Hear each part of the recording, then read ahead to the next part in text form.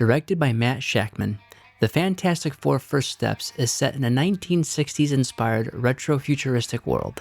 We find our celebrated heroes, the Fantastic Four, Reed Richards, Sue and Johnny Storm, and Ben Grimm. They've been protecting Earth for a while now, but things get real when the planet is marked for destruction by the cosmic being Galactus. His herald, the Silver Surfer, arrives to prepare the world for its end. The team is forced to confront a world-ending threat while also navigating a deeply personal and emotional challenge. Sue is pregnant, and the arrival of her child becomes a central focus of the conflict. It's a high-stakes story that beautifully balances the epic with the intimate.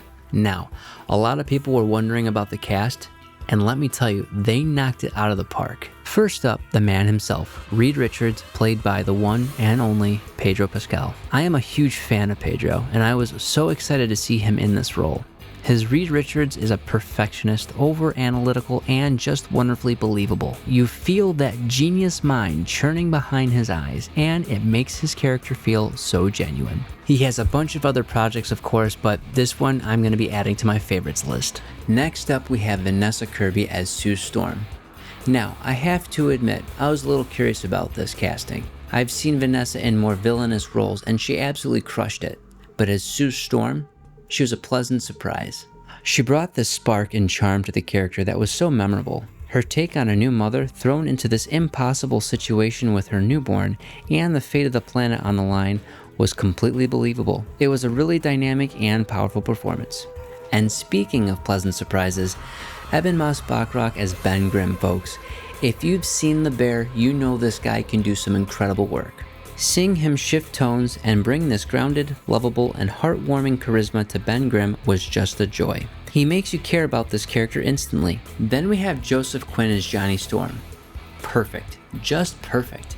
I loved his previous work in Stranger Things and A Quiet Place. Let's not forget his performance in Gladiator 2. When I learned he was going to be the next Human Torch, I was instantly hooked.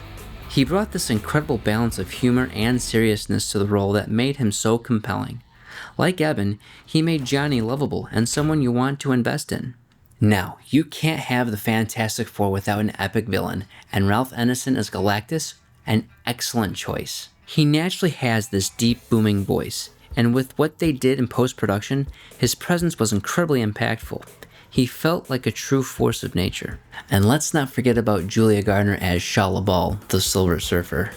She was a great addition to the story, giving the character different layers and really portraying that internal conflict and pain from her past.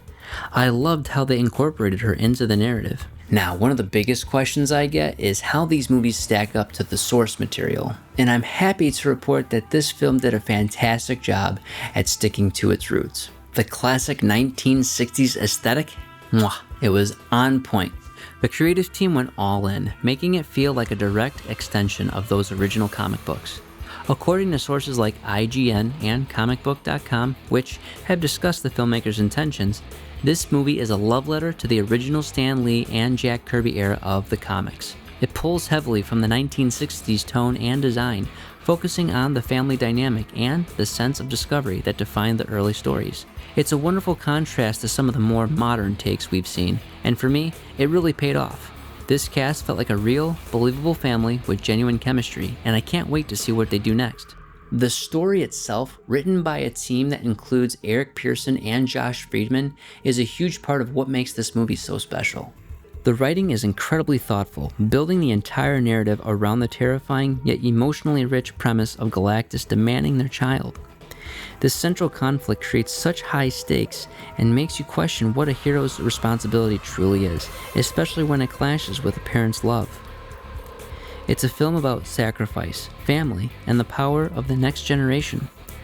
The script's ability to turn superheroes into approachable people with very human problems is its greatest strength, allowing the characters' emotions to breathe without constantly relying on a joke to diffuse the tension.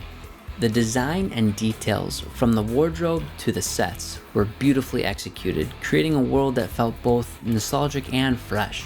The special effects were also top-notch, making everything feel incredibly epic. But let me take a moment to specifically praise the cinematography by Jess Hall. The lighting and shot composition were just beautiful. The colors were saturated in a way that gave the film a vibrant, almost comic book panel come to life feel, and the visual effects themselves, from Johnny's fire to Sue's invisibility, felt so grounded and tactile. The filmmakers even leaned into 60s era filming styles in certain montages and newsreel segments, which added a ton of visual flair and made the world feel even more lived in. If you're gonna see this movie in theaters, do yourself a favor and see it in Dolby Digital Cinema or IMAX. The sound design and visuals are incredible and will completely immerse you in the story. I look forward to seeing this fantastic cast continue on in Avengers Doomsday, which has a theatrical release of December 18th, 2026. The Fantastic Four First Steps is a great starting point for this new era of heroes, and if you love this genre, then I highly recommend checking out this movie. But before you go, hit that like button, leave a comment about what you thought about the movie, and please, subscribe to Silver Screen Synergy so you don't miss out on our future reviews. We've got more movies to talk about, and you won't want to miss them. Thank you for watching. I'm Wayne. We'll see you next time.